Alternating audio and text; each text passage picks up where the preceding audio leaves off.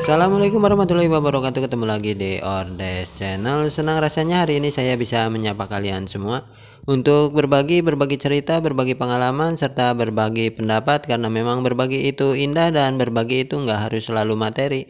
Bagaimana kabar kalian semua? Semoga lagi dalam keadaan sehat ya. Hari ini saya ingin mengangkat satu topik yang cukup lumayan menarik untuk kita bahas, yaitu seputar permodalan di ternak domba. Nggak tahu kenapa dan apa yang terjadi dengan kehidupan di kota sana, tapi akhir-akhir ini banyak sekali orang-orang yang sudah pulang ke kampung, tidak berangkat lagi, memutuskan untuk menetap di kampung, memulai sebuah usaha, entah itu peternakan domba atau usaha yang lain.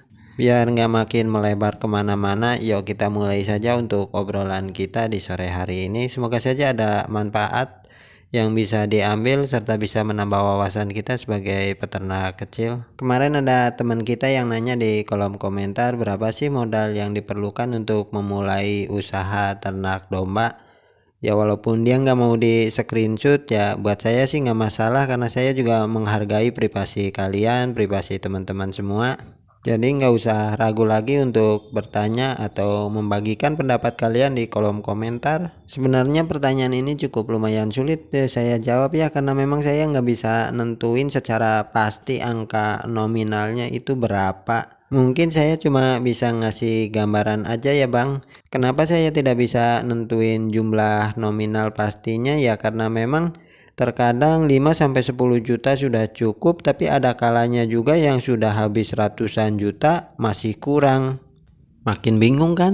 Nggak usah bingung, saya jelasin di sini ya. Jadi gini, terkadang ada orang yang benar-benar pengen memulai usaha atau ternak domba itu dari awal, dari nol. Dia pengen sambil belajar, jadi mulai seadanya dulu dengan uang 5-10 juta. Dia bikin kandang yang sederhana dengan domba-domba lokal, pakannya menggunakan pakan hijauan yang nggak usah beli. Ya dengan budget segitu sudah bisa jalan. Tapi terkadang ada orang-orang yang ternak itu cuma ngikutin tren atau egonya. Jadi semisal seperti ini, dia habis nonton tayangan tuh di YouTube, lihat kandang yang bagus, materialnya dari baja ringan, pakannya menggunakan pakan pabrikan yang katanya biar nggak repot ngarit, terus dombanya juga domba-domba dengan kelas wow atau biasa dibilang domba-domba impor. Seperti yang kita ketahui, untuk domba-domba impor sendiri kan harganya cukup lumayan mahal. Malahan kalau saya bilang bukan cukup lumayan mahal lagi, tapi emang benar-benar mahal kalau buat saya mah.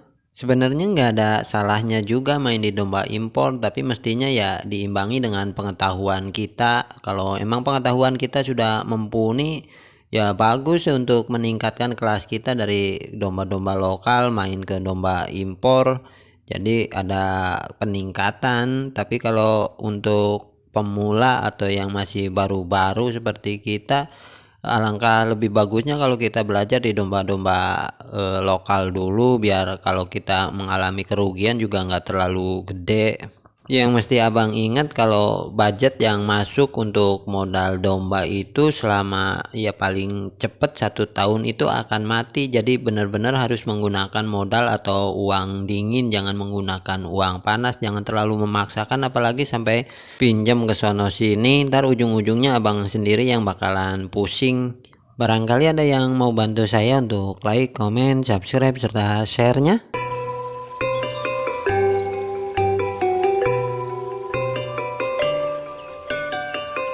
Saya ada punya satu teman, ya kalau saya bilang dia korban tren dan korban YouTube, karena dia bikin kandang itu kayunya full kayu jati, udah gitu diserut. Itu apa namanya si kayu-kayunya, kalau tahu nggak yang namanya diserut, di suku kalau tempat saya mah, sampai papan bawah yang biasa diinjak-injak sama, maaf, dipipisin sama si domba itu dia serut juga.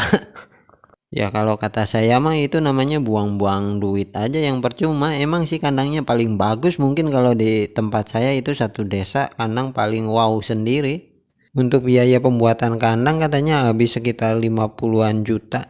Itu yang saya maksud, 10-15 juta terkadang cukup, ada kalanya yang habis ratusan juta masih kurang. Ya seperti itu contoh kasusnya.